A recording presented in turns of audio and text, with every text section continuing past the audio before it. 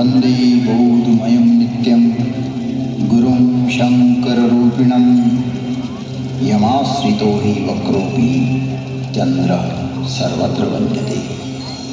भवानी शङ्करौ वन्दे श्रद्धाविश्वासरूपिणौ याभ्यां विना न पश्यन्ति सिद्धाः स्थलीश्वरम्। त्वं त्रिभुवन गुरुवेद बखाना आन जीव पावर राजाना विश्वनाथ ममनाथ पुरारी त्रिभुवन महिमा विदित तुम्हारी।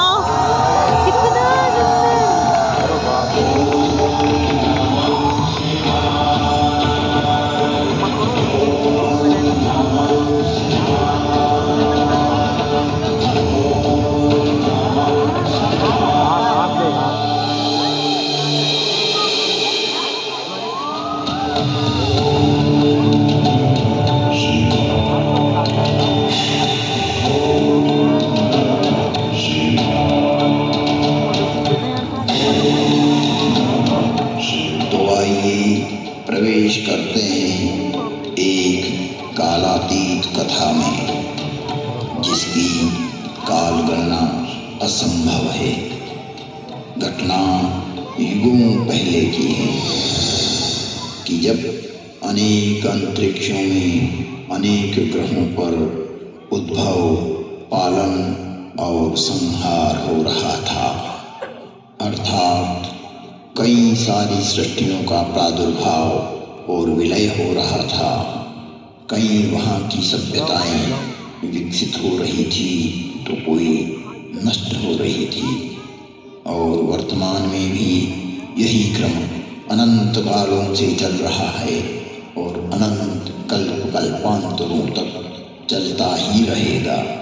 यह अंतहीन क्रम है, परंतु यह घटना इस पृथ्वी नामक ग्रह की है कि जब यहाँ सब कुछ निशब्द था, समस्त पृथ्वी जल आप्लावित थी, तभी भगवान विष्णु ने वराह रूप धारण कर पृथ्वी के कुछ भाग को जल से बाहर निकाला,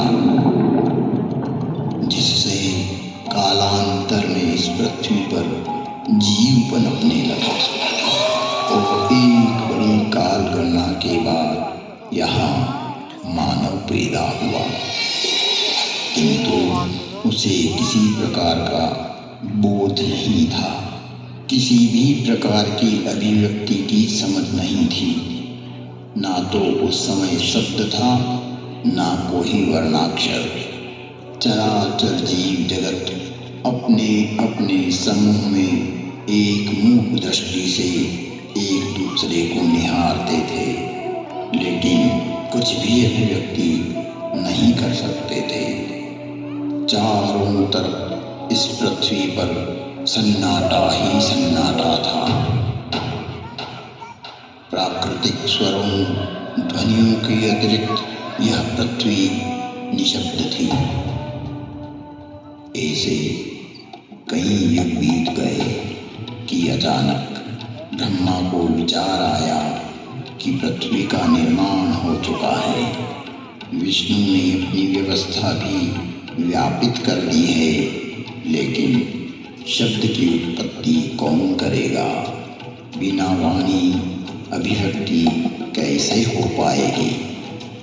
जब ब्रह्मा और विष्णु को प्रेरणा हुई कि देवों के देव महादेव ही इस सृष्टि में शब्द की स्थापना कर सकते हैं, शब्द ब्रह्म का दान दे सकते हैं,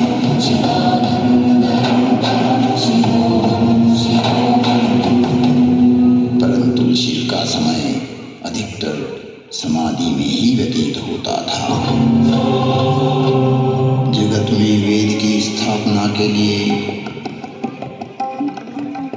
मनुष्यों में प्राणियों में सत्य प्रेम और करुणा की भावना प्रकट करने के लिए, शब्द को देह देने के लिए महादेव को समाधि से जगाना अति आवश्यक है। जब ब्रह्मा विष्णु और सारे देवताओं ने महर्षि पाणिनि को प्रेरणा की कि वो महादेव को प्रसन्न कर जगत में शब्द प्रकट करने की प्रार्थना करें,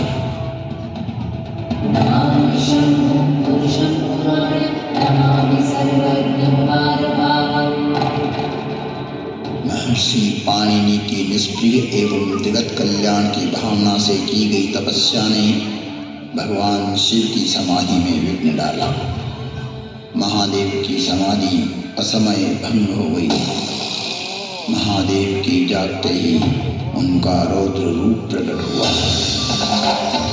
और उन्होंने अपना नाद शस्त्र डमरू उठाया और भयंकर तांडव करने लगे।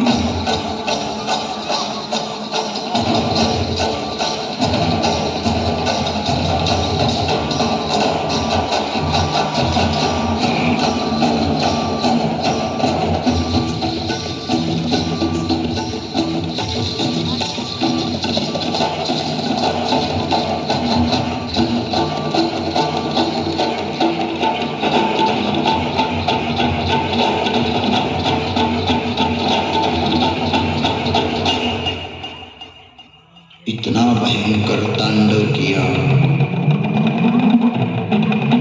कि पृथ्वी हिलने लगी, आकाश में बिजलियां कौंधने लगी।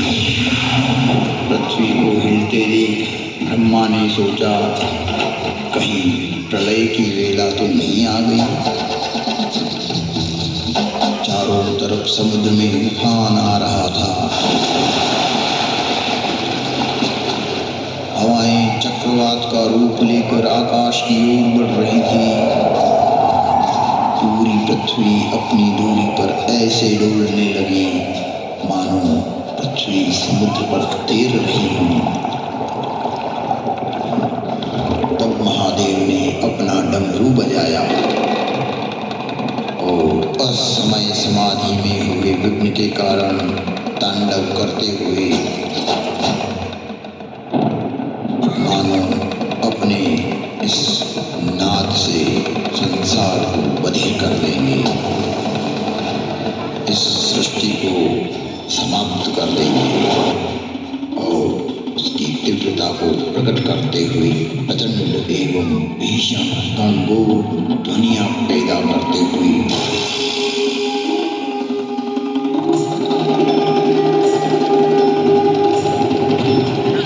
उग्र एवं महिमामय भयंकर डमरुनाद किया, जिससे प्राणी मात्र की श्रवण इंद्रियां लुप्त हो गई।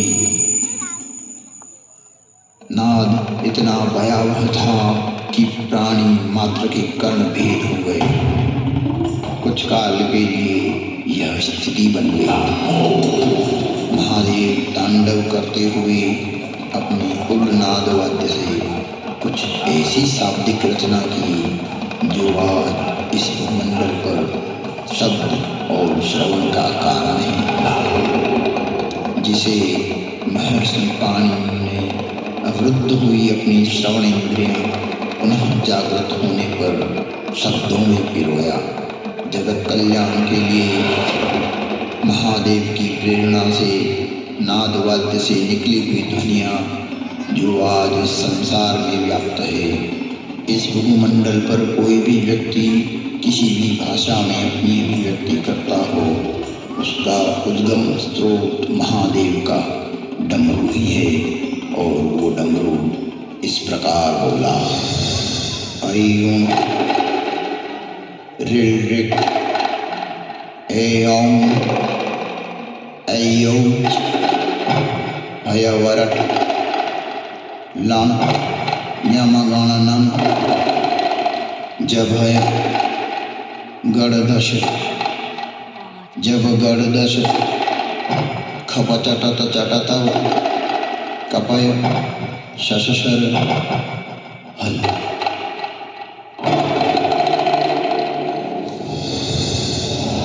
ऐं ऋल ऋक् ऐं ऐऔ हयवरट् लन् ञमगणनं जभय गणदश जब गणदश खपचटत चटतव कपय शशशर हल। यह था शिव का नाद शस्त्र से उत्पन्न हुआ शब्द व्याकरण। इससे शब्द की संरचना हुई और डमरू ने जिस प्रकार ये 14 शिव सूत्र परमात्मा शिव ने जगत को दिए, वो आज सभी की अभिव्यक्ति का कारण है। इति माहेश्वराणि सूत्राणि अनादि संज्ञार्थानि ऐसा मंत्या इतः अकारादि स्वकार उच्चारणार्थ लण्मध्ये तत्संज्ञकः। शिव के नाद तांडव के बाद संज्ञा, संधि, ओष्ठ, जिह्वा, कंठ, नासिका, पुल्लिंग, स्त्रीलिंग, नपुंसकलिंग आदि आदि वर्णों की उत्पत्ति के स्थान तय हुए। वाणी में व्यापकता आई, वाणी की श्रेणियां निर्धारित हुई, वर्ण का लिंग तय हुआ।